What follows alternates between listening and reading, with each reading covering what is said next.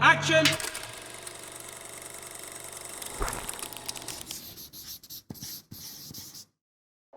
So hey guys, welcome back. Last week we had Jim Jolliffe on DOP, and this week we've got Simon Ratigan, director. He's a personal friend of mine. I've known him for 20 years. We've worked together over the years, and he's had a really kind of wonderful career actually, and really sort of developed his own style of storytelling. So we're going to break down some of his work and, sort of pry a little bit into the sort of psychology behind the decisions he makes on a film set. How did the lockdown affect you personally? Did you carry on working through it? I think you did some jobs through it. Yeah, I did. Actually, we were we won a really massive job at Adam and Eve on Friday, and they were saying this is the last day we're going to be in. On Monday, we're all working from home, and the job was for Halifax, and it involved 4 or 5 big locations around the country where 300 or 400 people will come together and make one of these Halifax X's. All right, okay. So very quickly that became an idea that wasn't going to run. Yeah, because we couldn't even get 2 meters from our dog. Yeah, let alone bring hundreds of people together in different parts of the country. So that just went away, and we all went home, and it was totally dead for a while. And I guess I was fiddling my thumbs and wanting to do something, and a few of us got together and just did a few kind of public broadcast things we just had made ourselves, just to say. When you say a few of you got together, is that kind of like a syndicate of directors? It was myself and editor Paul Watts at the Quarry, and a creative. These are people that you've worked with in the past. They're people I knew or I'd worked with in the past. Yeah, and. We came up with an idea and we just kind of made the thing and put it out there. So but there was clearly people wanted to be doing something, and they were at home, and even though the weather was really great, no one was really executing any ideas. Like, I guess the agency people were still working on ideas and branding and print stuff and various things they could do from home, but in terms of kind of shooting material, it just wasn't happening, and no scripts were coming out. It was really quiet. Did you find when you weren't shooting, did you find a kind of like a withdrawal? Did you find that you needed to have that set experience? Did you really miss that, or could you find other creative? No, I just started filming other things. So you would just find your own personal projects and just get involved immediately. Right. I think within like a week, I noticed this little bird. That they'd started, these blue tits that started nesting just outside the kitchen window, and it would fly out and it would fly up against the glass and just peck the glass, and would do that for about 5 minutes and then fly off, and then throughout the day 10-20 times it would come back and just peck at the glass, more or less at the same point. And there were two windows in the kitchen, 20 meters apart or whatever, and it would fly around the house to the other window and peck that window. but particularly this one out the back door, it would, every day. The same bird? Same bird. Right. Well, it was a pair of blue tits, nesting blue tits. Right. And I wasn't doing anything, mostly sitting in the garden, drinking coffee, wine at night. And I kept on seeing this, and it was unusual. And the very fact it kept coming back to the very, very same spot, I thought, I've no idea why, but I should film this, because I can. It's repeatable. I can get different angles, different shots, different lights of day, because it keeps on doing this. And I've no idea why or how long it will do it. Yeah. But let's do that. And so I started off with the camera way back in the kitchen, maybe about 5 meters from the window, and I'm moving very, very calmly, so there's no movement inside to frighten it, and it wouldn't really make any difference. And within 2 days, the camera was against the glass. The lens was against the glass, which is quite hard, because when it's pecking, if it's like an inch to one side or the other, you miss the shot. Right. And so, but it would keep on doing it. So I would just shoot hours of footage of this until I got it literally pecking on the lens. In the middle of the lens. And then I was going, actually, the light's not very good. I should shoot this early morning. I should shoot it late at night in different angles, and just get more. How do I suck the most out of this? Because it's pretty interesting. And I'm shooting it at 100 frames, and it keeps coming right to the camera from the garden. And eventually I took the camera outside and shot the reflections of it pecking at the window. And while I was doing this, we also researched online birds pecking at the window. What is going on? Because it was like 10 days later, I'm still filming, getting more bolder and bolder with the bird. Yeah. It's not bothered by me at all. And it turns out that when they nest, they get kind of hyper-territorial, and they see their reflection in the glass, and they're simply trying to scare the other bird away. Right. And this window was maybe 1.5 meters from their little bird box. And after about 3 weeks, it stopped, and they kind of did their thing. And then so it must have a memory of where that bird the bird thinks that other bird is, which is its reflection. To come back to the same spot every time. Yeah. It has some more or less the same spot. Yeah. So and there's always a bird. It's like there. it goes back to find the bird in the same spot, and the bird's there. Yeah. But it made for great filming. So I ended up cutting that into like a little charity thing about fighting yourself. Right. And the mental problems. So you actually made it into a piece of work. So I made it into a piece of work. That's amazing. Yeah. But that came off something which I was working on for Calm about 6 months before. Yeah. Which made it into an ad that I didn't make, but they had this footage. Yeah. And the idea was someone fighting an invisible enemy. Right. And they couldn't quite get the rights for it because an artist had done the work originally, and they were kind of stealing the artist's idea. We didn't really quite want to get involved because we could have been sued for taking someone else's work and basically reproducing it. And so it didn't really happen. And so when I saw this, I thought, actually, this replaces that and could be better. So I phoned the creative and said, look, give me the marketing guy's name at Calm, and I'll phone him. I'll send him this thing. And so I sent it, and he called back and said, look, we should do something with this. This is great. And then I heard nothing else. It just never happened. Is Calm the charity? Calm is suicide charity. It's a kind of mental health. Yeah, because I don't know if you know this, but Mark Chirac, that used to be at HLA, we did a Calm short film for them.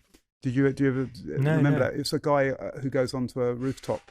It's actually the story was it's a middle-aged man, very kind of paranoid. And you think he's going to jump? Yeah, and he passes this kid with a hood, and he's like flinching because he thinks the kid's going to rob him. That's right. And then the kid ends up walking straight past and going to the edge of the roof and jumping off. And that was a charity job we did. Yeah. But I remember that being for Calm as well. Yeah.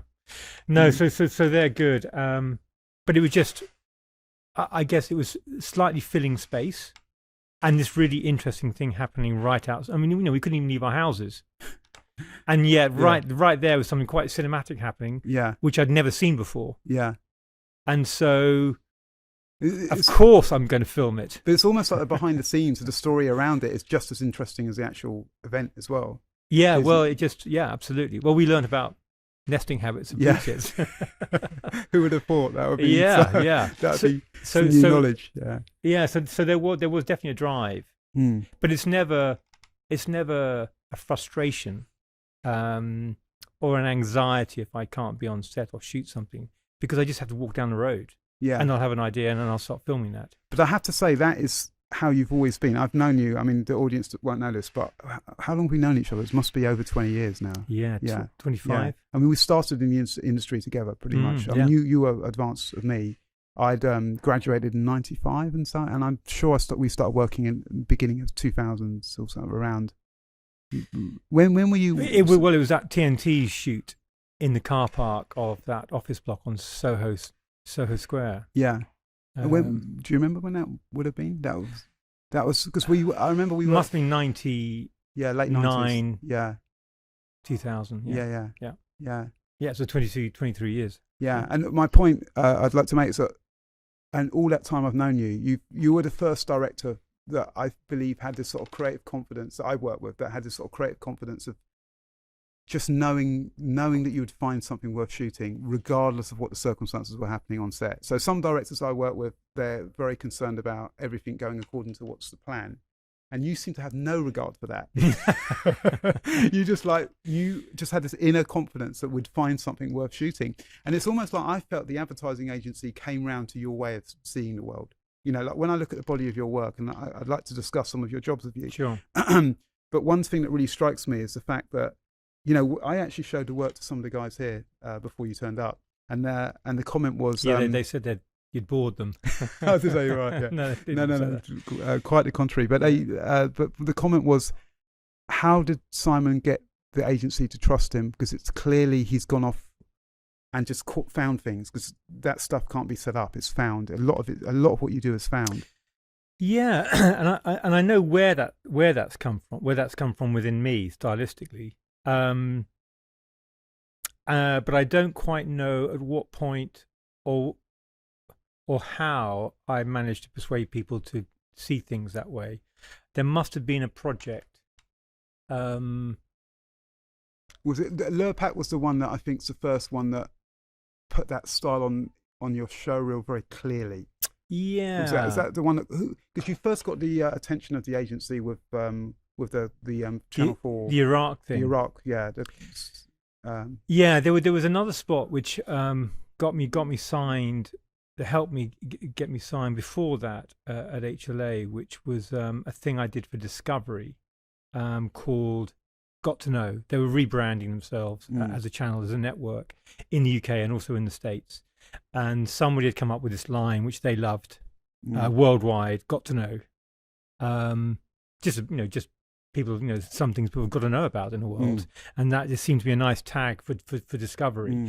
And the guy David Abraham, who was in charge of, he then went on to run Channel 4, but he was running Discovery at the time. He managed to orchestrate this line being bought in by Discovery, and so he wanted to be in control of making something. And he came to me and he brought an advertising guy, high caliber guy in from the industry, and so that you two go away and think how we can film this, make it into an ad. We got this line, got to know. What would be a great 60-second So he was commercial. a creative that was brought in. An advertising creative, yeah.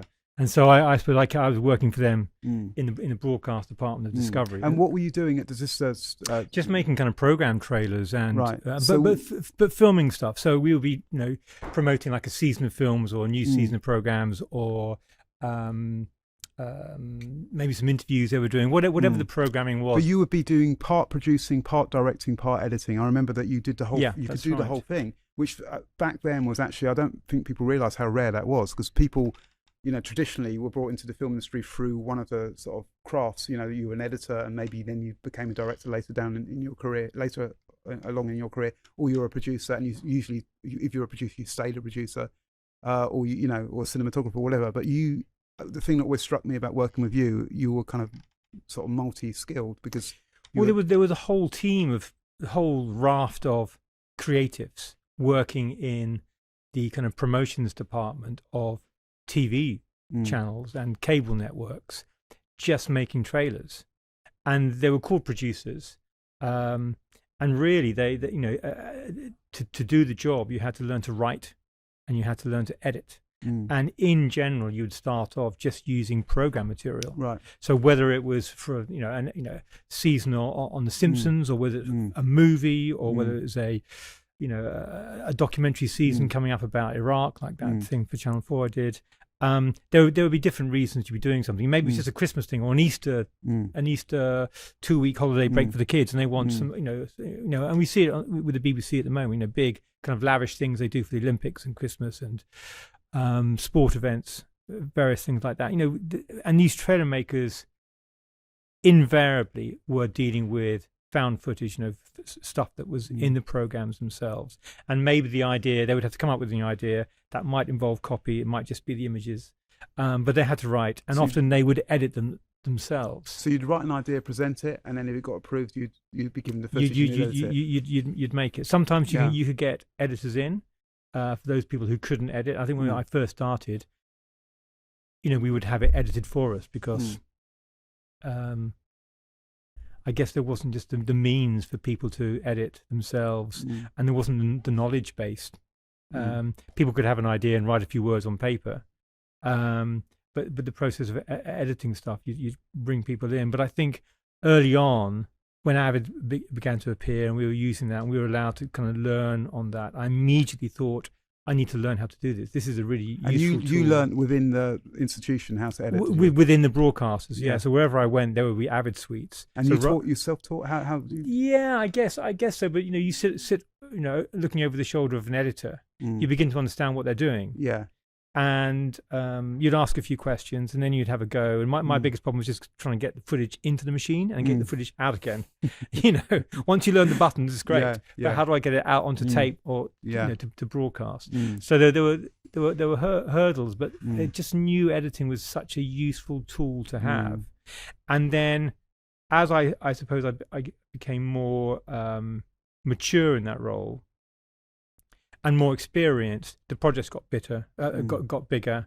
I started to freelance with different broadcasters, and then the need for filming, for shooting came along. Sometimes, they had a season of films or some programs or documentaries, and they hadn't even had them delivered yet. There was no material. During this process, did you have it in mind that you were a director, just on the path to becoming a director fully fledged, or did you?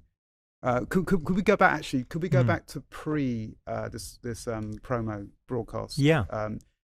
What did you study at college? I don't even think we've had this conversation. So I left school, went to college to do a degree in hotel management. Right, we definitely have not had this conversation.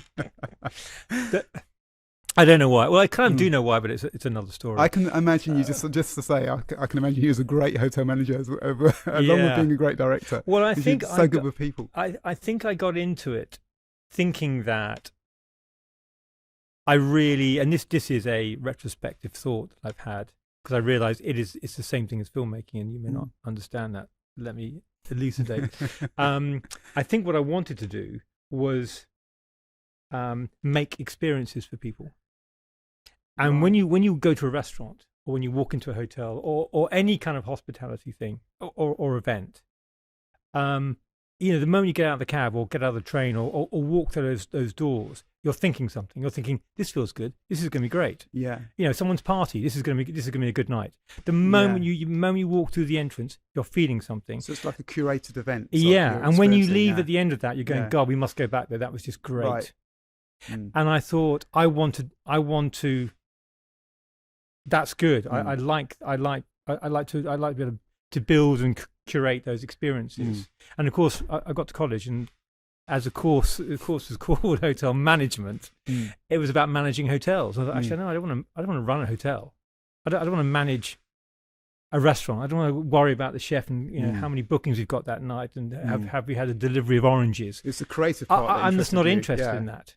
I just want, when you walk up and you see it, you're already beginning to feel it, and you see the menus and the people who come up to you and say, how are you, have a seat, just all of those things, those experiential things. That I think excited me, and the course was just didn't teach me any of that. Right. It just assumed that it was something else. It was literally about how to run these places. And I thought, no, I just want to spend my life running. Was there anything you got from the course that you think is useful now as a director, that teach you about people management? Or I'm sure there's lots of things that I'm probably not even aware of. It was a degree course. It was a degree, right. It was a degree course. And what did it? Going back before then, how were you at school? What were your favourite subjects at school? I guess they were art, although I didn't take A-level art, and math. I did take A-level maths. Some bizarrely maths and art. Well, that's a perfect combination for a cinematographer, actually. Yeah. Whether that's good as a director, I don't know. But I just didn't fully embrace a creative side. I clearly had one, and just didn't really focus on it or recognize it for what it wanted to be. It was going to come out. Did your parents encourage you at all? Yes, they encouraged me in whatever way. What however, I said, look, I want to be a, I want to do a hotel management course. Great. They just wanted you to succeed, but they just wanted me to be happy and to Yeah. do what I wanted to do. Yeah. And what did your parents do for a living? Well, my dad was a painter, and he wrote. He was like an industrial editor, so he'd write for kind of company magazines and things. But he went to art college. He went to Camberwell School of Art, and he started his career illustrating science fiction covers. So, and he was painting until he died. So that was really his thing. And I guess, and my mum was, she worked in publishing, but also a draftsman. She would draw. So a relatively creative background. And my brother, who left school before me, he went to art college to do a degree in graphics, and ended up being a photographer. So there's lots of creative people around me, and I guess I just thought it was not going to be something that I could make a living out of, a proper living. Interesting. So you're kind of being quite practical at quite a young was age. Totally being had my practical head on, and yet everything I touched, I liked doing, but I just didn't want to do it as a career. And even the college thing, I had great fun at college, and finished it.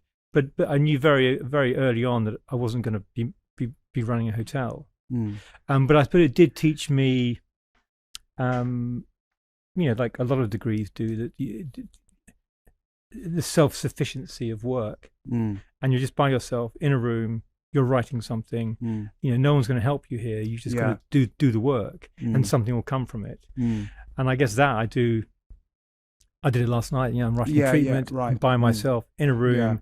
It's late, I'd really prefer to have a glass of wine or watch telly, but I'm just going to stay here and it's like a kind of intellectual stamina that university gives you, isn't it? Where you can work through something. You recognise that you're capable of that.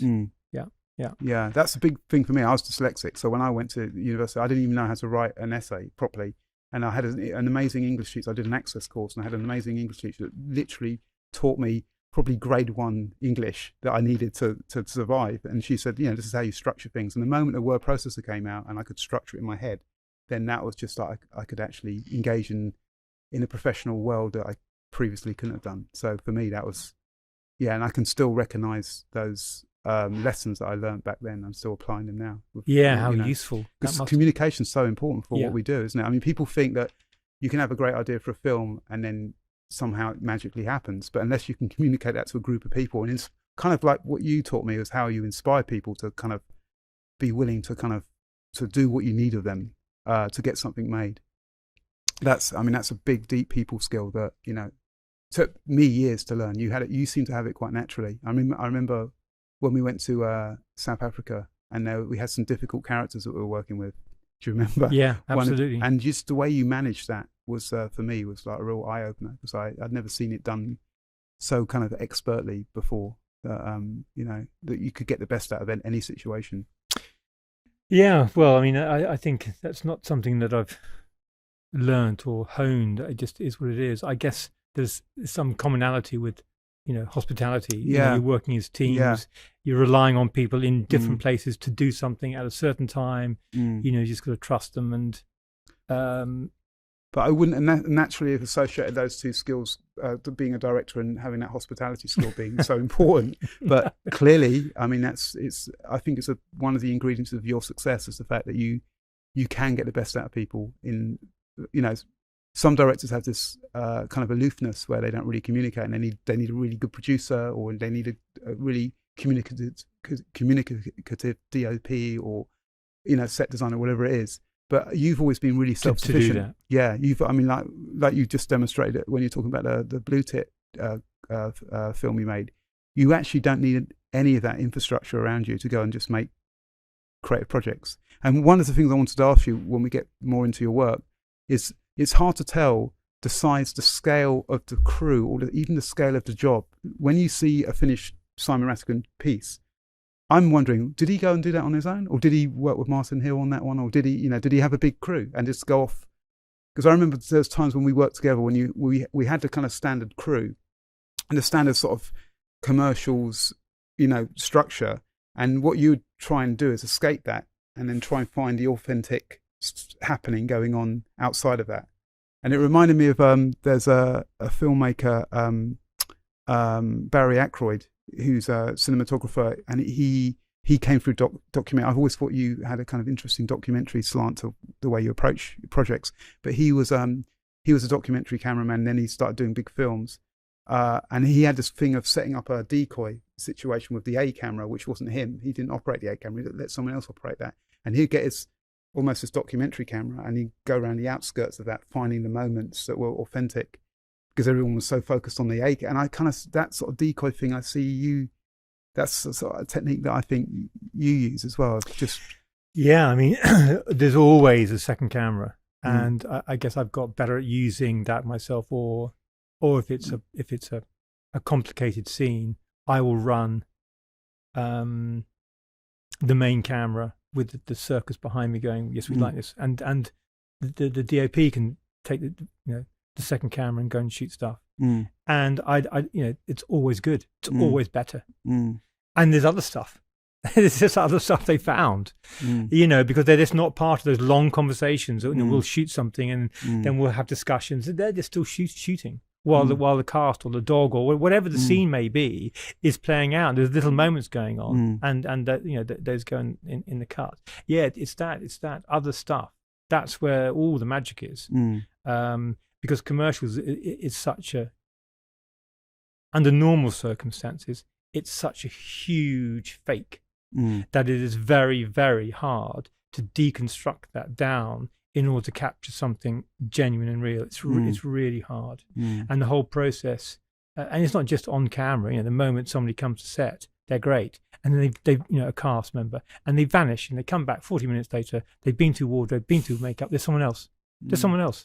Not just because they look slightly different, they just are someone else. They're in someone else's clothes. They've got someone else who's done their makeup. They're not quite sure who they're meant to be. And actually, so now I generally try not to use wardrobe or makeup. The makeup, they always look at me, and I just go, don't touch them.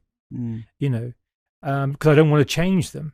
And if I can get them to wear their own clothes, just any little slither of reality that I can get in helps. Yeah, I don't even know how it helps. And sometimes I think I'm kidding myself, and I get a great effort to, okay, well, let's get his real granddad. Let's not get an old granddad or whatever. Just sometimes those things can be really painful to organise, and I'm not quite sure why I'm doing it, because actually maybe the granddad doesn't really have isn't involved, and he lives up in Birmingham somewhere. It's like 2 hours to get him to set, whereas we can just find an old man, through an agency in London, and he's not really involved in the scene, and all the time you're thinking, we probably could have saved some money and saved some time just by not doing this. And then there's a little moment on camera, a little moment, a wink, a nudge, a little something, and I think that's great, because that wouldn't have happened. That wouldn't have happened if that was an actor. Yeah, they just wouldn't have known each other. They would play the granddad kid role, but it just sometimes is a little something, and particularly if you've got them to do something a little bit too sweet, a bit too cheesy, it just will be massively cheesy. But if they're real, then that hug or that smile or that little laugh there'll be a genuine little bit of something in that laugh, and it makes it okay. But it's hard because advertising is full of lights and people and cameras, and it's just very hard for people to be natural. It's very hard to find those moments. Would you, if you had a choice, would you prefer to work with street cast, real people, as opposed to actors? I think I prefer street cast people, real people, but it totally depends on the role. If you've got a role where something is repeated again and again, or it's very difficult, they're really having to get into character, then you've got to use actors. I totally wouldn't do it any other way. But if they're doing something, I did a thing recently for TFL about a cyclist and a driver having a near accident, and actually it aired for about a couple of weeks, and then it was taken off because the cyclist brigade was saying, this is bad, you're promoting well, you're reinforcing that that drivers can drive the way they drive, and it was just being really just it was a hugely balanced piece of work. But anyway, if you're a cyclist, you took offence to it. Anyway, it involves a female driver and a guy on a bike, and they have this near accident, and then they're screaming at each other through the window, but you don't hear them. They're screaming. You just see them. The actions. And obviously they are screaming. We're just, used to, the audience just doesn't hear the noise, but you hear their thoughts. And that was going to be very, very hard to do with real people, just because they had to kind of, from a standing start, get into that point of you've almost died or you've almost run someone over, and you're angry and you're frustrated and you're a bit scared and shocked by it, and that needs to be convincing, and it's actors all the way. And so with actors, do you Do you have that kind of belief that you just cast the right person and then they're going to do it, or do you have a sort of process that you have to go through with them on set? I think most of it is finding the right person, the people who are naturally giving you as much of the character that you're looking for. There's always stuff on set because the audition and the casting process is slightly different to when they're there, so it always requires guidance. But I guess it's finding people closest to what you need, with the potential just to go a little bit further, and then on set just really giving them freedom. And do you always have something in mind when you're casting, or do you sometimes get surprised by someone that you had an idea for a character and then you find someone that's completely not that character, but they surprised you in a way that? Yeah, I think that happens a lot. I think more importantly, you have a way of playing a scene, and when you're giving people a relatively broad remit in the auditions to play out something for 60 seconds, there are things that they do that are just great. You'll get this insight into what maybe a real person would do. That's exactly right. That's what you would do, isn't it? I hadn't even thought of that. And so I lock that away. And one that makes them, that particular cast member, that elevates them. But they may be wrong for other reasons. Right. But I keep the behaviour. So I find casting can be surprising in terms of who you come away with. But it's really surprising in terms of what people do. Some people obviously just get it totally wrong. Some people just come in and understand what this person would do in those circumstances, and others just do stuff that you think that's just an easy grab. We can do that on the day, get them to do that. It's either part of their action or it's a little close up, but that's a nice touch. And often it can solve a script. It could be something, how do we end? How do we get on to the next scene? How do we get into this scene? And it's something in the casting, you see a bit of behavior. You think that's a great link.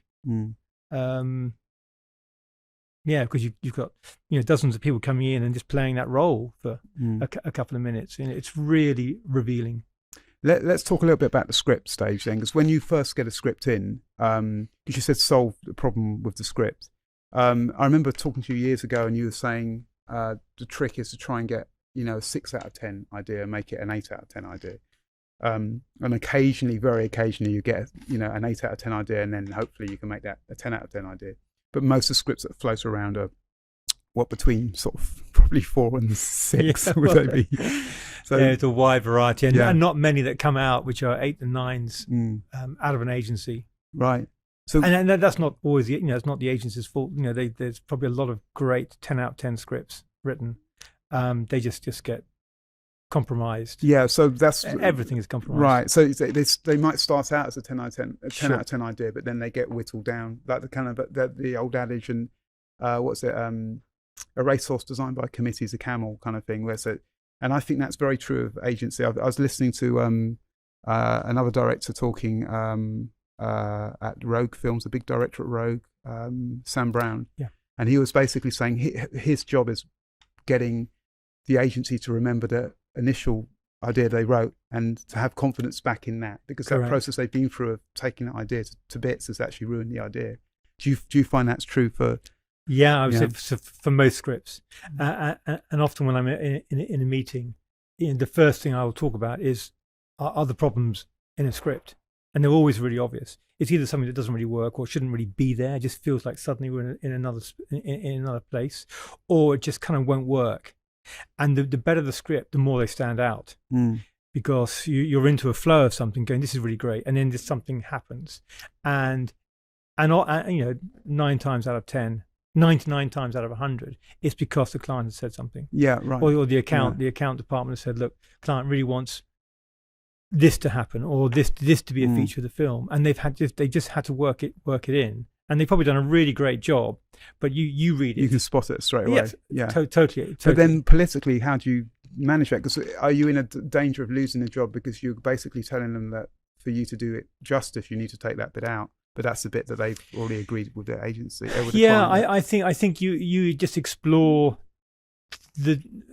how much of a problem it is. Is it really damaging what might be done? If you're talking to people who don't think it's a problem, you're not going to get the job, because they're simply either going to take offense that you think there's something wrong with their script, or they just feel that there's some kind of mismatch between idea and director. So with that first conversation you have with the agents, be an honest conversation. Totally. So you're always straight with them about the script. Pointless being not honest, because I'm just trying to make the best film possible. And I think I might have to do a lot of persuading, cajoling, but I've totally got to be at one with the creatives, and I can't be that if I think there's a hole or a crack in the idea. And the vast majority of the time you can say, look, I'm not too sure about this section here, and they will just simply say, yeah, we didn't like that either. So then immediately, instead of it being what will you do, it's okay, what should we do? So you're agreeing. You're agreeing this is a weak bit. Part of the team. Yeah. Do we need to do this? Yes, we do. Okay, fine. Well, wouldn't it? And then the directing head comes on, or just the creative head. I'm not even directing at this point. Maybe we should just they're all close-ups. Maybe at this point we should just move away, just so we, or whatever the fix might be, and you start to explore fixes, and just some will resonate, and then they'll go, "That's great. Yeah, that fixes that hole," and then the job's yours. Because you're fixing things. You've already made that 6 out of 10 or 7, and you're trying to smooth out those wrinkles which are very obvious in a script. So, is it always a strategy of working with the agency as closely as you can on just being sort of one of their team members, and then how does that translate to when you're actually on the set? Taking their notes? I think it depends on the creatives and the type of idea and how much liberty I'm being given to kind of do my own thing. But I think it is really it's a team process. It has to be really collaborative. Because the one thing that I wanted to, one of the things I wanted to point out about your work is that, like going back to this point we were making earlier about the trust that they must have in you for you to go off piste and go and find these magic moments that normally in the normal structure of a commercial are very, very hard to find, right? So you've got this technique, this way of working where you can go and find these moments. They have to trust you with that. Now, as your body of work has grown, that's an easier leap of faith for them to make in you, because they can see how you've made previous pieces of work, and that's what they want. They bought into that as a process. How hard was that at the beginning, though, when you didn't have that body of work? And yeah, I was trying to think, what piece of work I started to do that would just begin to show itself. I think there has always been, still is. I mean, I'm working on treatment right now, and one of the problems will be, they've said up front, is persuading the client that you're just going to go off for a couple of days with a small crew. And of course that will be, and I've been very, very clear, everything we shoot on the main shoot days won't be as good as what we find when we go by ourselves. So I'm telling you that right now, what we shoot with everyone's money and everyone there will not be as good as the next 2 days. That's just the way it is. And that's always true of everything. Yeah. So I think it's in everyone's interest that we get a couple of days just doing our own thing. Yeah, right. So and agencies get that, but of course that enthusiasm and trust for us going out to find some magic, and often they'll come. Won't be everybody, but one or two people will come with us, and we'll have huge amount of fun and just find great little moments. And everyone suddenly really is a filmmaker. Everyone is looking for little things, looking for individual people, having an idea. Wouldn't it be great if had somebody get on the train with a dog and get off with a parrot or something, just whatever it may be, everyone's thinking, and we go, yeah, actually we could make that happen, or we could find that, or that would be a good way of shooting that kind of scene. So this is going back to you as the hotel manager, having this kind of creative experience for people all to kind of jump aboard. So you're like saying to the agency, let's jump aboard this creative experience and go off and find this stuff in the ether kind of thing. No, it's really rewarding for everyone. But clients have come around. I guess the body of work has helped, but I think it's been more to do with that third camera.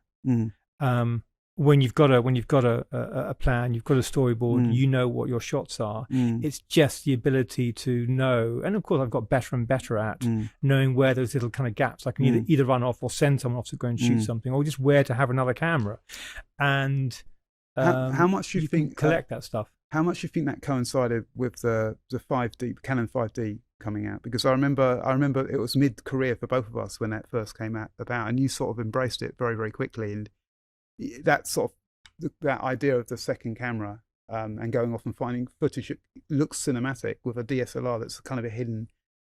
I think that lends itself a lot to your aesthetic. Yeah, well, I think the 5D was seminal in that it dragged me into being an operator. Drag sounds like I was an unwilling. It allowed me in. Yeah, and I jumped. Yeah. I've got a reasonably good eye, but it needed refining and working, but the desire to be able to capture other stuff that I keep on seeing or missing. But before that, there was always a second Alexor. There was a couple of 35mm, a couple of Aries, and a lot of the work I was doing, because there was a certain kind of naturalism in it, and it was just people stuff. There would always be a roving camera, and operators and DOPs would always be briefed just to not just shoot, not just turn over and shoot when we say action, but just to keep the camera rolling, look for other things, because while other stuff's going on, something might be happening in frame, and just turn on that. And there were a couple of big things I did for Orange, and this thing for Discovery I did. It was just about, there were lots of opportunities for people, for camera people to film with big cameras on tripods, hard to move, B-roll stuff, and even handheld. And even then in the edits, that stuff was always really good. Yeah. So I guess the 5D now, I use a Sony A7S. Yeah. They just simply allowed me to do it. Yeah. Really cost effectively. But it's always been great to have those other cameras. They're just worth their weight in gold. So let's talk a little bit about some of your work. We're hoping our audience, what they'll do is they'll go onto your website and look at your work on the website. So it'd be nice to talk about some of the stuff that is actually currently on the HLA website. Yeah. So let's start historically. So we spoke earlier about let's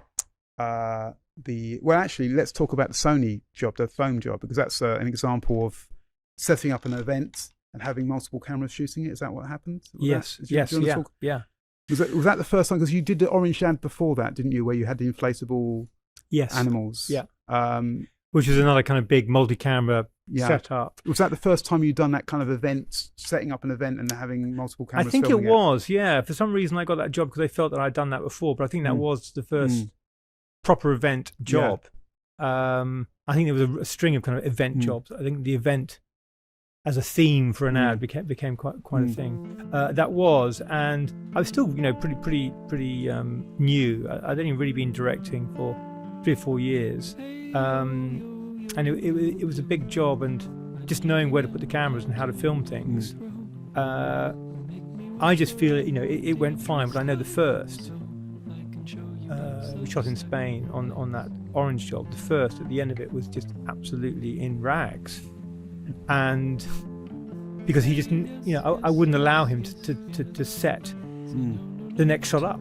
I wasn't quite sure what the next shot was going to be, and he just couldn't be efficient. And so behind the scenes, he was just desperately trying to kind of juggle all these balls, and I would just be just reacting because I hadn't quite polished how to run a lot of people and several cameras and all these events, all that needed to be filmed.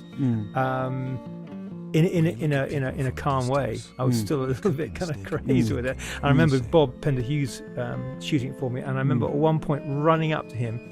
I've always given people a lot of freedom to shoot whatever they're going to shoot, because that allows me to shoot something else. I don't need to stand over your shoulder. You're a good DOP. You just go and do your thing. These people, they're going to do that, and I'll just go somewhere else. And so he was doing one of these things, and I ran up. For some reason, I needed him, and he was standing with his camera like this, and there's people around him. He's trying to shoot a close up of whatever it may have been, something that he had organised with the first. And I'm just giving him lots of questions. Like, I need you, and he just calmly turns to me and said, "Simon, I can't do two things at once." And he was really stern. Yeah. There was no, it was like, go away, let me finish this. Yeah. You know, there was no room, he had no headspace for anything else. And I just seemed to, that really just burnt into my memory. There was something about that moment. Okay, fine, this is a little bit too hectic. Either I need to be more, self-reliant. If I'm going to let people go and do these things, I just have to let them do it. I can't then be kind of dragging them back all the time, because that takes them a while to polish that scene. Even if it's still kind of random, they need to work through it. And having me in their ear, because I happen to be the DOP, that's not going to help. Just go away and do your thing. So that calmed me slightly, rather than interesting. Said, okay, let him do that. Can't do two things at once.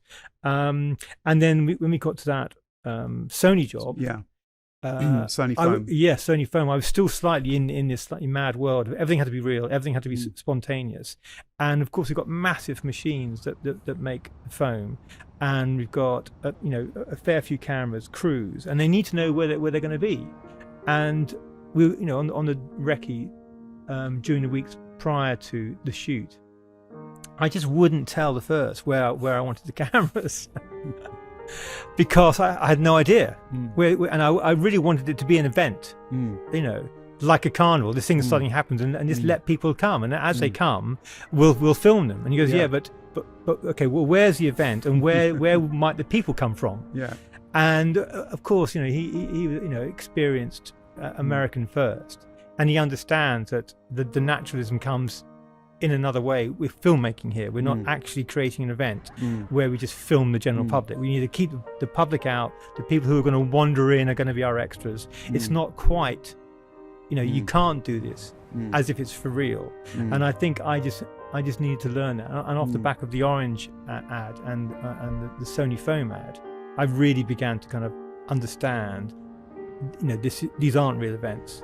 So where do I need people, and where do I need the cameras, so that I'm capturing bits that are real within this kind of construct. And because both those events were so big and so many people involved, and particularly the foam things were in a living, breathing downtown Miami, there was people that would just react to the phone who weren't our extras.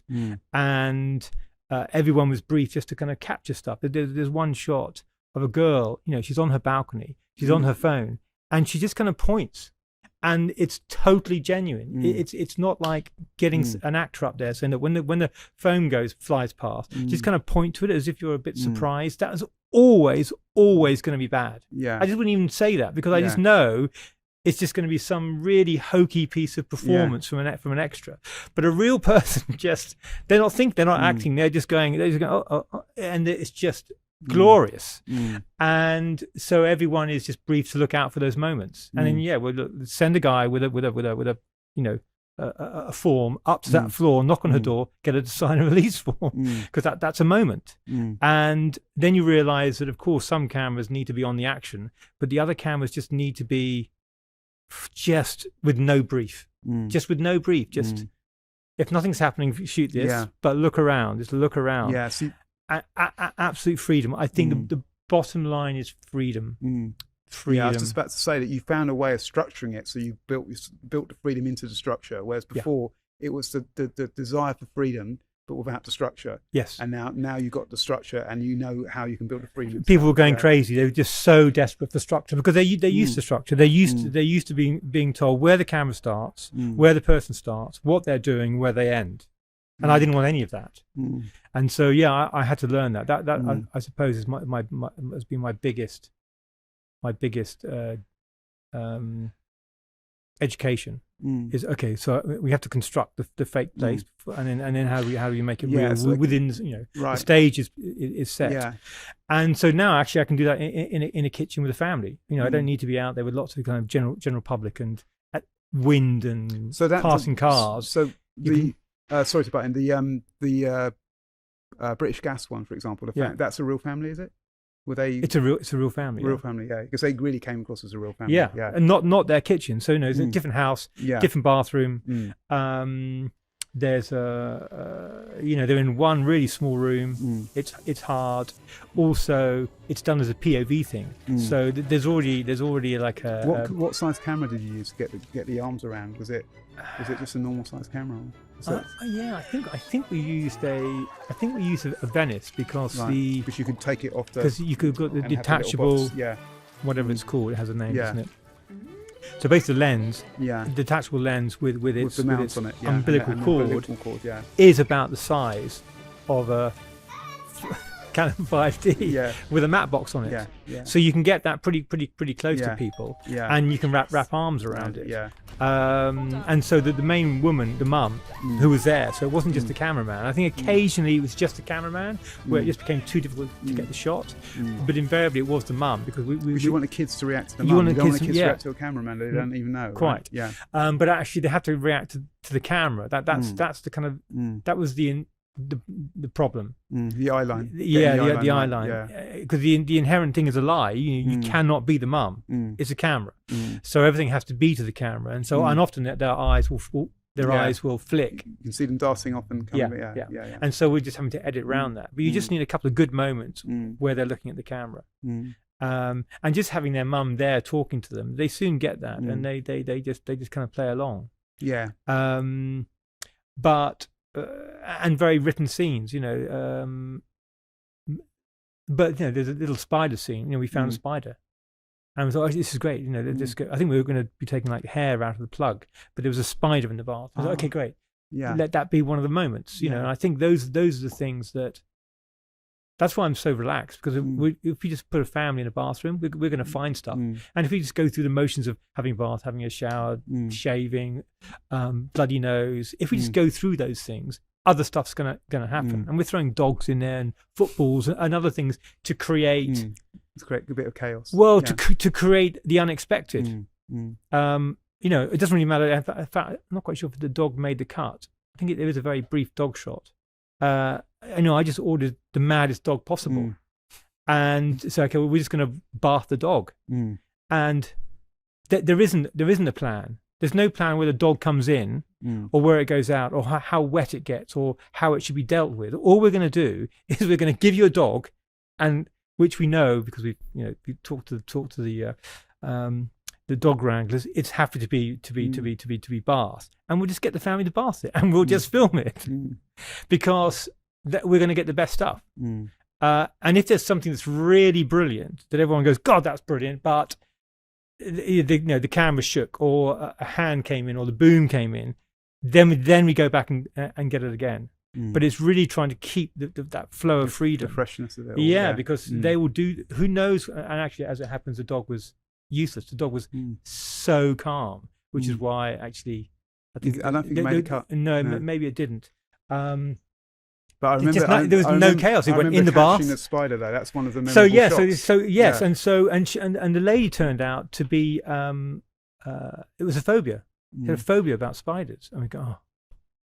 And by this time we've mentioned it to the agency, and they've talked to the client, and the client don't like the spider idea. And I go, look, the spider's there. This is filming. We're here in the bathroom. It's there. Someone's going to take the spider out of the bath. So let's just do it for real. Otherwise, the art department will do it in 10 seconds, and then we won't. Then we'll be trying to find a spider. Let's just shoot the spider. That's such a classic example of having to go through the chain of command to get approval. By the time the spider's fucked off, do you know correct. What I mean? It's like, Jesus. And I think that was it. I said, look, I'll go downstairs and I'll talk to them. Just shoot the spider.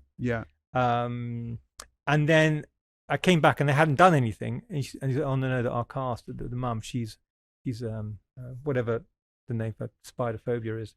Arachnophobia. Thank you. She's arachnophobic. But she said, no, I'll do it. It's okay, I'll do it. And she was tearful at the end, but actually she put this little gave her this tiny little plastic cup. So it was really close to her fingers, and she kind of scooped it up, and then she had to wait, and you had to open the window, and then she had to do that. But she was great, but she had tears. There's something about the resonance of that shot that made it feel really real. Well, it was just a moment. I mean, you can. It's just as a viewer, there's something there. You spot that. I think. I think that, and I'm always my radar is out for those kind of moments. And it's just worth trimming time on another shot just to grab those. Yeah. Because they just, and the cut doesn't have to be full of them. Yeah. It just needs to be peppered with a few of those moments, and it lifts everything. Well, it makes everything feel authentic then, doesn't it? Because it's kind of the shots that clearly are authentic kind of pollute the other shots inauthenticity into being more authentic in a way. It kind of spreads that sense of. So with that, I'd like to talk to you about the pieces of work that are my favourite pieces of work, which would be, I'd like to start with Eurostar, if that's okay. Yeah. So I've shown the guys Eurostar before you came. I'd say it's so people don't know. It's how you set it up. How would you describe the initial script when you first got it? What would you say was the initial idea? The initial idea was just up down. We just want to go to these. We made two. So there's one shot in Paris and one shot in London. Yeah. For the French audience, and the Paris one obviously was shot for the UK. And the script was more or less the same: up, down, left, right. We're going to go into here, out of there, meet this person, meet that person. So that script was already a written script. It was already a written script. I think probably some of the words changed. Yeah. I mean, but when you saw that, I'd say that's an 8 out of 10 script, pretty much. I mean, would you agree? Was that because that's pretty solid start? Yeah, I think it possibly was. And the most memorable thing is that they took us into a room, their ideas room. Was this BBH? It is AMV. AMV, yeah, right. They took us into their ideas room and then said visually, this is what we're thinking it would look like. And we opened the door, and all around, every wall was filled with images of the best street photography ever shot for like the last 100 years. Just big shots. Bresson, so they weren't ambitious Elliot, at all then. I mean, just really magical moments caught in cities. Yeah, and a bit like this. And and we've got a couple of weeks, right? Okay. So that was I came out thinking, how are we going to do that? How are we going to give? Because each of these images is just so layered.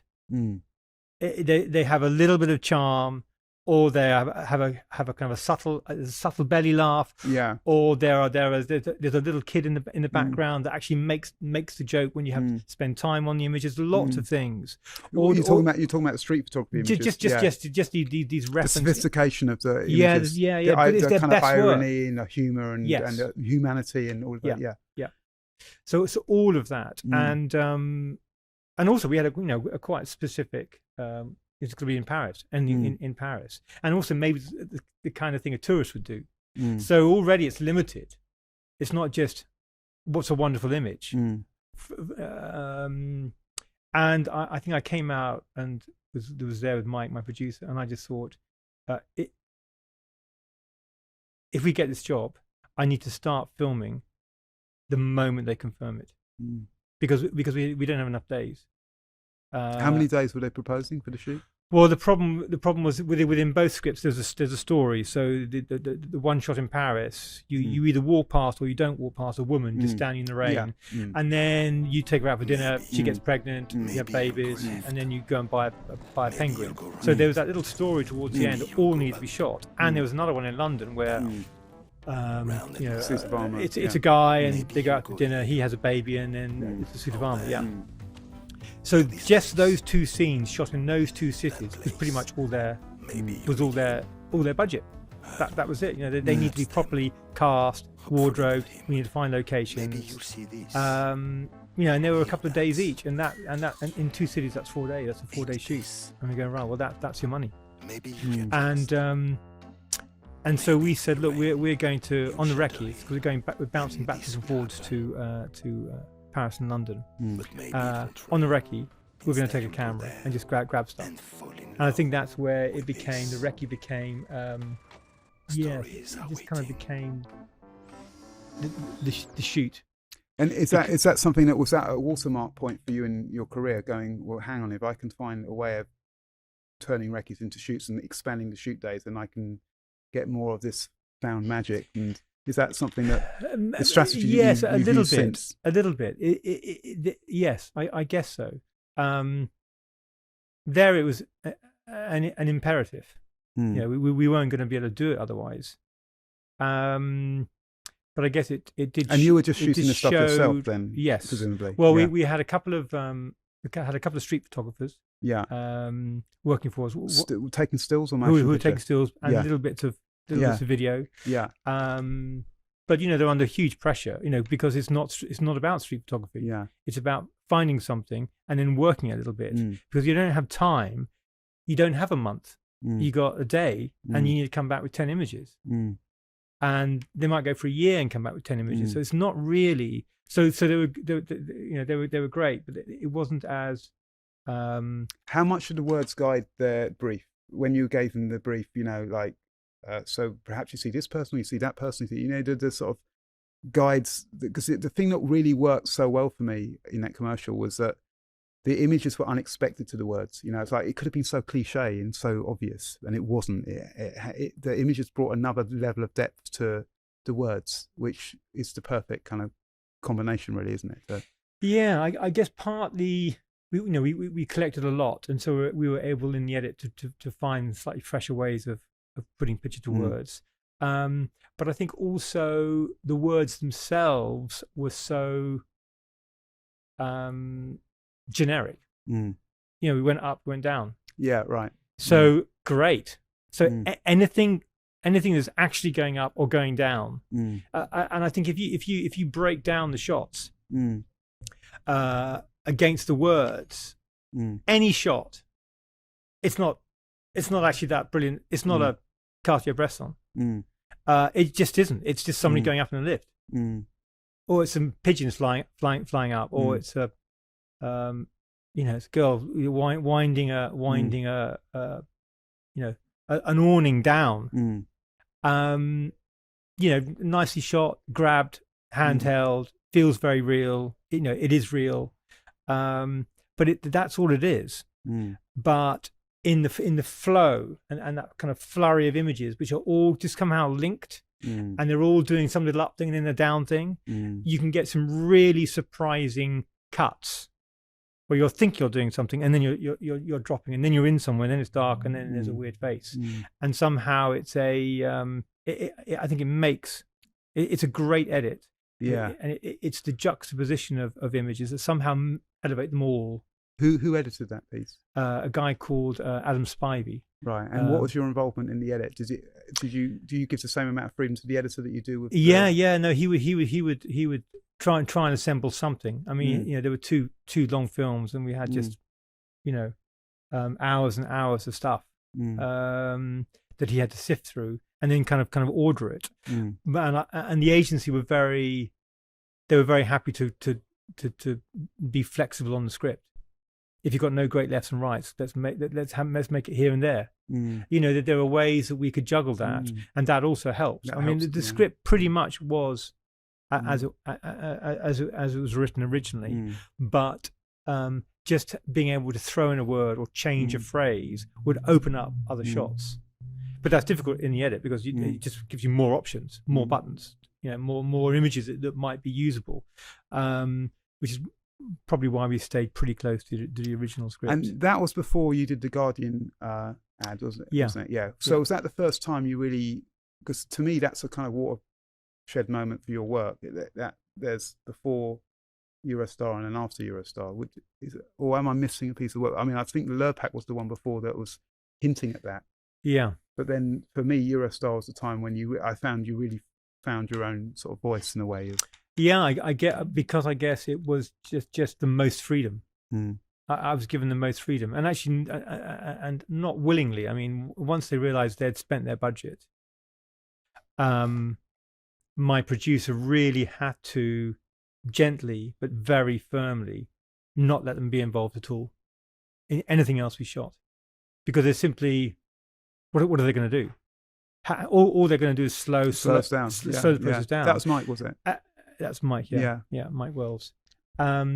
Because we've got a mountain to climb, and we need hundreds of these images. Yeah. And I'm only going to know if it's good just as it happens, right. and I'll be filming it. Yeah. There won't be, well, we're not quite sure about the dog scene, or we're not quite sure of this, or worse, it would be, we were thinking maybe we could have a guy in a bar doing this. Or, there could all be good ideas, but we're not in a bar. We're here. We'll be in a bar later, or maybe we're not in a bar at all. We're going to be heading back to London, and it just became, was going to be a practical impossibility to have people there watching me do what I was going to do. But then it's on Mike's time now. It's not on their clock has run out, right? In terms of where they're going to spend their money. So we had already started filming, and they wanted to see the stuff, obviously, because they wanted to know that we were getting good material, and there was no time to have meetings on this kind of stuff. So hang on. So you shot the recce. We began to shoot on the recce. And then you shot the sort of structured shoot, and then you shot beyond that. Is that a little bit? Yeah. So I would also shoot after the shoot and in the morning before the shoot. If I was in Paris, I would just very briefly sleep, eat, and then shoot. Right. And also, in fact, Martin and Martin Hill. Martin Hill did some filming for us as well. In Paris or in London? I think both. Yeah. And so he would take his camera out, and he'd be going off on his own. And he would just be going off on his own. Yeah. When he was in London, the day before the shoot, he would just go out and grab a few things. Yeah. People were just very up for contributing in that way, because it was, small camera, and they've got the freedom if they find something. And it was all shot on DSLRs. It was all DSLR. I think still the 5D. Yeah. And I think the freedom that the image makers had is on screen. Yeah. Yeah. You certainly get that sense. Yeah. And even when we then tried to slot in the little story sequences, they just initially didn't work at all. They just a bit clunky. So clunky. They just totally stood out. And I said, okay, let's make them stills. So we got all this. It's all shot, moving images. And let's just go through each scene and just take one still. So they see each other, dinner, bed, baby, penguin. Yeah. And then they just slotted right in. Yeah. That's the thing I loved about the efficiency of particularly the French Paris one, was you saw her standing in the doorway, and then you saw the veil, and then you saw the bump in the bath, and and that's all you needed to know. Right? And I love the efficiency of that. That's someone's whole life there, just in 3 frames. Yeah, but you know what the moments are. You know what's happening. Yeah. But that somehow sat. It felt embedded in naturally in the flow of the other images, rather than it being. And now we're going to tell this little kind of this little story. And I guess from that point then on, I really wanted to be free. Yeah, because it's great stuff. I mean, it's limiting because sometimes you just need lots of crew, and you just can't do certain things. It's interesting how that translates, because I noticed that with your American work, they're still very stuck in traditional sort of commercial, and you're trying to, like for example, the rain. I'm not sure if that's American or not, but the Land Rover ads, and it's almost like. It's like they saw Eurostar and said, "Can you get that?" But with a bit more commercial structure around you. That's what it felt like to me. Was that an American ad? Yeah, I think I've done 3 Land Rover, so it depends on which one we're talking about. Yeah, but the one with the voice that's saying, it's a very similar voiceover to it. It's using the words, and it's on your website, and it's the one where different climates, or a lot of weather going on. Yeah. So that was well, I guess it had to be, because they need a lot of different weather, and hard to really write that because we just might get sun. I've done actually a lot of weather related things, and you can find weather. Was that when the wind was blowing? Was that fans, or was that was done for real? Actually, there is the opening shot's 2 girls on a cliff. Yeah. But so that is with a wind machine that never made it. Right. And it's pretty hard to get that kind of wind. and unless you really have got a helicopter, and there was no money for that, and the production service company said, we'll just get a wind machine, stick that on a cliff somewhere. So we kind of noted this location. We hadn't properly been there, and then on the day they just couldn't get the wind machine. It was just actually a totally useless thing, and it really left us exposed, literally, because it was just going to be an interesting shot, and it was just really windy on the edge. Right. So we just said, okay, just lean as much as you can into the wind, and I think in post we just leaned a little bit more. Right. Just you can't even tell the cheat. We just added 15 degrees or something, and it's really windy. But there was wind there, so they're because there's a drop there, and there's no way. Even if we could have got the wind machine, we couldn't have framed up there because they had to be further back and all of that stuff. So we just got lucky. There was just enough wind to make it real. Do you schedule these jobs to have enough time to be able to find these, with the weather, the different weathers that you were looking? I think it's more about scheduling where you think you might find stuff and where you need to be to get 2 or 3 things, whatever they might be, particularly with the weather, because it's so unexpected, and you don't know quite what's going to take up your time. So I guess it's about. We need something in the mountains. We need something on the beach. We need something in the city. We need something. We'll do a morning of that. It will only take us half an hour to change locations. We'll spend an afternoon there, and let's just hope the weather is different. And finding and generally with weather stuff. I mean, I've shot around Snowdon, and that was shot all around. I think Cumbria and the west of Cumbria, because. You get 4 seasons in a day. You do get, and actually we shot it in February, and we had a storm come in. So there's a shot in the middle of it, or early on, where a wave hits a key going out to sea, and that was the smallest one we had, because the client got worried that if it was going to be reported that people had lost their lives when the storm hit, they'd want to be reminded. We had massive waves hitting the coast, all on film. Right. I mean, it was just. If you wanted a film about the weather, I mean, it was just, it was perfect, absolutely perfect. And the sun came out. So the moment the sun came out, wherever we were, and whatever we were doing, we'd have shoot something in the sun. So sometimes that would just be, we got to do something right now because the sun could be gone in 15 minutes. But we need some sun. And then you might find yourself by a farm. And I think we had these 3 girls, and they just started doing, they had to do something. It's like a field. They started just. So, to be so nimble as you are, you can take advantage of this because you seem to be quite a lucky director when it comes to finding the right weather. Because I remember when I first saw the bloodbath, the blood circus. Bloody circus. Bloody circus. Yeah, that you had amazing weather because that was shot in in the UK, wasn't it? In London. But it looks like it was Iraq, right? Yeah. In December. The shortest day, like the 19th, 20th, and 21st of December, the shortest days of the year. I mean, it was literally dark, and then we had. But of course, what it does is it gives you really low sun that stays low all day. Wonderful, yeah. So we had 3 clear days of sun. Yeah. So obviously you've developed this. You've been developing this sort of kind of humanist, sort of naturalist style of just finding these beautiful moments, of kind of documentary, sort of magic realist type thing. But also there's another sort of through line through some of your work of finding a kind of technique and developing a technique, or finding something kind of a unique way of doing something visually. For example, the Boots campaign. Did the idea come to you as a POV of the boot? Was that the kind of initial idea? And did you have to develop any special kind of rigs for that? Again, just really my practical head.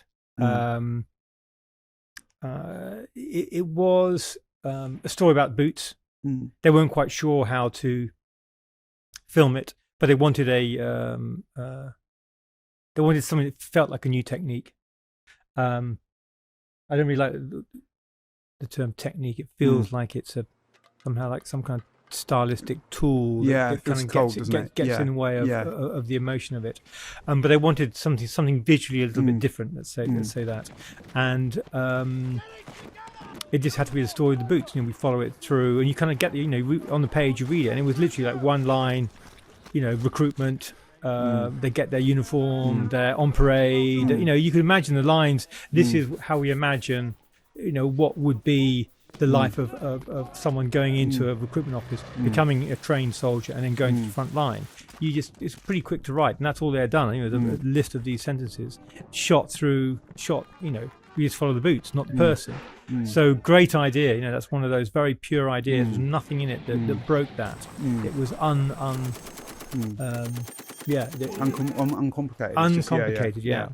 And also, I felt there's going to be lots of freedom here. Because how do we know it's going to be a good shot? But we need scenes. But the main thing is how do I tell the story of the boots? How do I move the camera? And is it a POV? Is it? And I just thought about it and thought, actually, what I really want is I want a really tiny, really fast film crew who can just move with the camera. I just need the camera right by the boots. But we need loads of shots, and we're in mud and we're in rain and we're jumping out of helicopters and we're climbing assault courses. How are we going to track? How are you even going to kind of steadicam this? And they're running, they're sprinting or climbing, or steadicam guy is not going to be able to do that. How do we keep up with them without? We can do any one of these shots, but how do we do it for 50 shots in a couple of days? That's just never going to happen. Each shot is going to be a big setup, and there's got to be like a low-fi way of doing this. And so I was at home, and I thought, well, maybe we attach the camera to the boots, and then you can just go off and do something. It's got to be as simple as this. So I literally got some clamps and a little camera. Remember that little kind of Lumix thing I had? And if you screwed that into a tripod and just clamped and put some walking boots on and clamped the camera to the back of one of my walking boots and then just pressed record and just walked around the garden and then came back into the house, took the camera off and watched the footage. Oh my God. It turned me into a one-legged disabled amputee because nothing would move, and then you'd just see one foot, and then the camera would just go crazy and then stop, and then this leg would come in, and I thought, no, this is not the technique they're looking for. But what it did immediately tell me is that it can't be attached to the feet because I want to see both feet. So I still need this little film crew down by my leg. They've got to be separate. They can't be attached to my knee, my leg. They can't be attached to the body because if it is, this is going to look weird. And then it's going to really be a technique thing, which I think POV is a bit like that because the camera's attached to the body, isn't it? It just feels a bit heavy-handed sometimes. And how do I get a camera? And so I just put the camera on the floor, and I thought, okay, that's where I want it to be. I want it to be about 2 feet, a foot away. And the moment I step forward, it moves with me. So how am I going to do that? I thought, well, maybe if I turn it upside down and stick a tripod, I'll just carry it. So I did that. I got a tripod. Monopod. Well, I think it was a tripod, but just with the legs shut. Oh, it's the legs shut, right? Yeah. With the camera upside down, and then started to walk and looked at the footage. And thought, that's it. Because, and then suddenly I realized I could do a lot of things because I'm holding it. It's connected to me in a way that a crew and a soldier can never be connected. That they're always going to be looking for focus, always going to be looking for what's he about to do? Is he about to jump, stop, leap? Whereas if the soldier's holding the camera, he knows he's about to stop. He knows he's about to climb, even if it's just one step. And then we do the next shot. He can start that process because he's only got one hand. Or maybe we're walking along beside him with the camera held upside down on a monopod, but that's how to do it. So whether we're connected or not, generally the person should be the cameraman. And because it's boots, it can be the cameraman. He just needs to wear some khaki trousers and the same pair of boots, and the cameraman just shoots himself. And all we need to do is fill the background with army people. Yeah, right. And let's not give them the camera. They will just, it's not going to work. And they loved that idea, and so that worked. And it was just so simple. It was just such a simple, and I could go anywhere with it and shoot stuff and just flip it the other way around. And you could spin the camera around you. You could absolutely stop dead still, and the camera would move with you, without it being, and still be kind of handheld without it being locked to you. Where was it shot? Was it a majority shot in the UK? Majority shot in the UK, and then we went for I think we were out for a couple of days in Cyprus, where there's a British Army base, just to shoot some stuff, live ammunition, what were kind of training exercises, but just to make it look like the chap had landed on the front line. So. And the snow scene, where was that? So, was that fake snow? The snow is simply part of. You asked very early on about whether some of the stuff, how big the job is, how whether it's just me going out by myself, or whether it's just it's just a huge crew going for days and days. And there's sometimes you can just shoot something which adds a massive amount of scale, but it's just one shot. And in there's three shots. So I went to Dartmoor.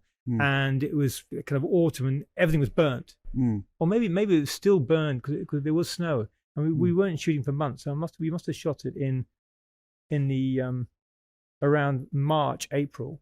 But anyway, Dartmoor was completely black. It was this hillside was black, and I had my camera. I thought I was going to shoot some stuff walking through this black stuff. That was just you and the camera. Happened yeah, and then I came back home and it snowed. It was just enough snow for about 2 days. Yeah. And so I just went for walks in the snow. Yeah. Because as long as I had a similar pair of boots and a pair of trousers, it looked like I'm on some kind of training thing. And then I found some frozen puddles. Okay, let's walk through the ice, because in a week this is gone. Yeah, right. And then we just carried on. For me, that's what made it a believable kind of life in life of a boot, because you had the range. If you didn't have the range, it would have felt more like a commercial. Right? Yeah, and that range gave it the believability. And I think sometimes if you've got an idea that you can execute yourself, even if it's not as polished as some of the other shots, because of the requirements of that and the setups and the people involved, if there are a couple of things that you can just go away and shoot by yourself, why would I not do that? Yeah. Yeah. It's just not going to happen. They're not going to spend the money. I think originally there was some snow training. But they haven't got the money to send us to Norway to do 1 or 2 shots. And it just suddenly snowed. And I thought, okay, all we need is just somebody walking through snow, like it's on some kind of march. You've already worked the technique out, and you knew it was going to slot in perfectly. So, totally. One of the things that I really do have to ask, because we do have an actually kind of rough structure here that I don't ever keep to, but one of the things that I would like to ask you is what advice you give to the young filmmakers. I mean, they're going to glean a lot from the conversations you're having about how you kind of, how you've found your own way through the industry, and how you've kind of found a way of creating this sort of magic yourself, and working in any scale you can still have that as a process. But what is there any set bits of advice, like for example, is there a lesson that you've learned that you say is your biggest lesson, apart from the one you mentioned earlier about the organized chaos kind of thing? Is there any other lessons? Yeah, I guess off the back of the boots thing, I would say, just never be fearful of trying something new. I think it took me a day. So I shot some stuff. It kind of worked. Loved the technique. Knew it was going to be good. Arrive on set first day. Don't see the camera for like 3 hours, and I'm thinking, what is going on? Because it's just a camera on the end of a pole. And I kept saying, you're almost there. Okay. And eventually they came out, and this monopod was totally rigged with a monitor, throwing a feed to another camera, there was follow focus, all of these things, and it was just really heavy and awkward because the person carrying it, who's actually a big New Zealand guy, was just looking at the monitor all the time, and we weren't quite sure where the focus was. And I said, "Look, guys, we don't need any of this. It's all going to work. We just don't need any of this. As long as you're pointing it to your foot, it's good." And DOP was saying, "Yeah, but what about the focus? We need to see what's going on, so we know what's in focus." I said, "No, just set the focus." Because the boots are never going to be in focus. They're moving. The ground will all be in focus. Don't worry about that. Just set it. Just strip it all down. And so they took one thing off, and then by lunchtime they took another couple of things on. By the end of the day, it was a pole with a camera, and we just took the cards out. because then we could run. We never had to look into in the monitor. And so my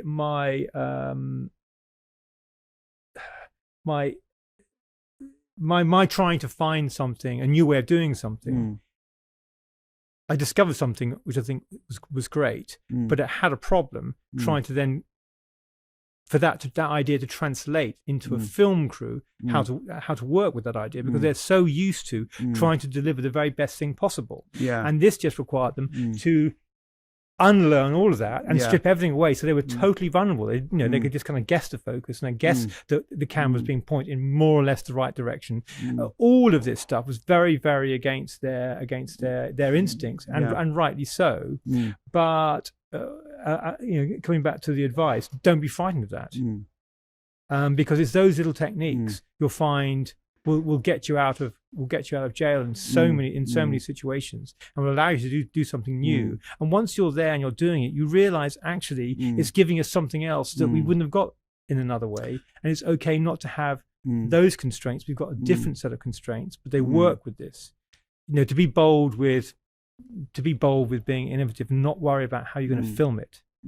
But the thing that's to your kind of credit is the fact that you always got a truth antenna. You're always looking for the emotional truth. Like you were saying earlier, a cold technique on its own is gratuitous, but when it has some emotional, when it's a device to get you to the emotional truth, or to show you a view of something that you haven't seen before, then it's got some value, right? Yes, and I think hard with boots. They are what they are. But with people, I think it's just, would I do that? Is that how I behave? And particularly in commercials, it is full of scenarios that are written that sound really great. But when you read them, you go, well, actually, that's not what someone would do. It's quite close to it, but it's not what they would do. So that's the filter you always put the thought process through. Yes, I am constantly trying to make something that looks real. Very rarely is it. It's always got some control, and that's part of my problem. Because a lot of the stuff they think, oh, you just gone out and shot this. No, I haven't. We own these people. They're performing for us. We're in this location. They're doing what we say, but I'm only interested in coming away with shots that people don't think we set up. Yeah. That to me is, now it's time to leave. We can go, because that's totally believable. And often those moments are believable because you've created the stage and you've created the circumstances where something just kind of happens, and that little something that happens is actually real, and on script. Yeah. And so it's giving cast just really as much freedom, and camera people freedom. Everybody freedom just to do their thing, and then you'll just get stuff that is just more real. If you try and get a baby to do something, you try and get a dog to do a specific thing, it's always going to be just a little bit awkward. But if you just let the dog show us what it's going to do, but let's turn over the cameras, and then the dog will just do something great. And we go, okay, that's better than the original idea, and it's totally natural, and we haven't said anything.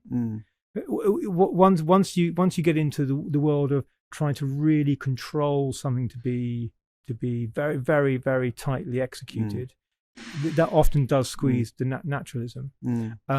But you can get quite specific bits of performance from people just by redoing it, changing a few of the parameters, and letting them do it in their own way, and just by maybe shifting the camera slightly, or just intensifying the action, whatever it might be. If it's repeatable, you'll eventually get them to do something in a way that is real, and particularly real families and real partners. If they're going to kiss or smile or hug each other, it's a genuine thing. Really, really, with people, the more they are connected in some way. Yeah. Then they'll respond to each other in a way natural way. Yeah. And it may not be the first thing they do. They may be awkward, but eventually they'll do something which is totally natural. Yeah. Look, just to sort of to wind up now and to summarize, one of the things I think, well, I knew this about you anyway, but I want to sort of state it out there, is that you manage to get this naturalism, but you do it in a magic realist way. You do it in a way that's magical and emotional. At the same time, you get the naturalism, but you do it. And I believe that's because that's the way you see the world. Knowing you as a person, as we've known each other for 20 years, you have a sort of a very optimistic, very kind of sort of poetic view of the world, and you manage to somehow get that through in your work. It's very clear to me when I see your work as a body of work, having watched it over the last few days of just doing research again, refreshing myself of some of the work you've done. I really do see it as a body of work, and it really has got your voice like imprinted on everything you do. And it is, I would say, if I was to sum it up, I'd say it's Simon's view of the world. And not everyone has that, but I mean, our audience out there, they all have their own way of viewing the world. And I think the takeaway from this is that find out it's like find your voice and find what your view of the world is, and then have the confidence to find the techniques in order to make that happen on the film set, which is exactly what you've done. You started off, you always had your voice. As long as I've known you, you've always been the same Simon. You've always been this creative kind of force. But what you've managed to do throughout your career is found a way of getting, like I said earlier, getting the commercial industry to sort of bend to your will, and to you find ways of dealing with agency, of dealing with clients, dealing with producers, dealing with film sets generally, DOPs, everyone. Like the last example of the stripping down the stick, right? You bend people to your view because you're extremely confident creatively, and you have this view of the world, which is your view of the world, and you've never doubted it for a moment. So anyway, I just wanted to sort of sum up. I can't really reply to that. But, well, it's just the world is a great place, and real people are really interesting. And if you just don't say anything, something wonderful happens. Well, there you go. You just confirmed my belief that by saying that something wonderful will happen. Simon, it's been an absolute pleasure, man. I mean, great. And I do. There's so much more I wanted to talk to you about. So if you do have any time in the future, we'll probably going to try and ask you back for a part 2. If you're up for that. Totally fine. And I was late today, so. And that's on us. So yeah, but right. So it's been my pleasure. Man. Lovely talking to you. Thanks for having me. Yeah, you're welcome.